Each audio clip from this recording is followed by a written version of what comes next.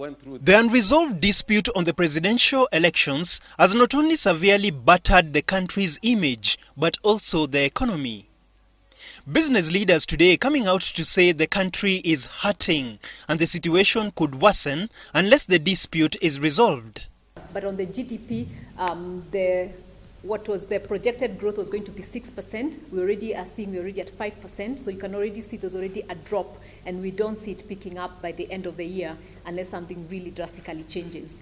The Kenya Private Sector Alliance KEPSA, together with business leaders from the Kenya Tourism Federation, the Kenya National Chamber of Commerce and Industry, and the transport sector, urging politicians to tone down the rhetoric.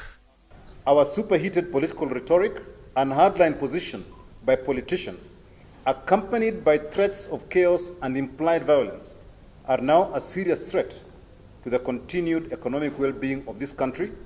Key sectors of the economy are already feeling the heat. The government has projected a drop in tourist arrivals for 2017, following a decline in bookings for the second half of the year caused by the prolonged electoral process.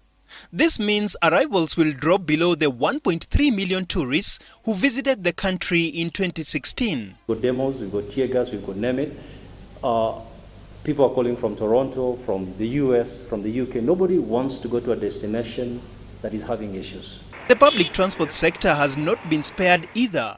According to the Matatu Owners Association, an average Matatu can make about 8,000 shillings in gross incomes per day. But with the political jitters, this revenue has declined. In every 100 shillings, we are losing between 32 and 35 shillings. That can tell you how deep we are, and by the time we are through this, maybe we'll be doing 40 or 50. A fate that is also facing the manufacturing sector, which contributes about 10% to the country's gross domestic product. Food and beverage, if you walk around into the retail shops today, you will tend to find there's not too much ordering going on. Everybody's on a wait and see. And that is, of course, going to affect the manufacturers. A presidential contest is enough to excite any nation.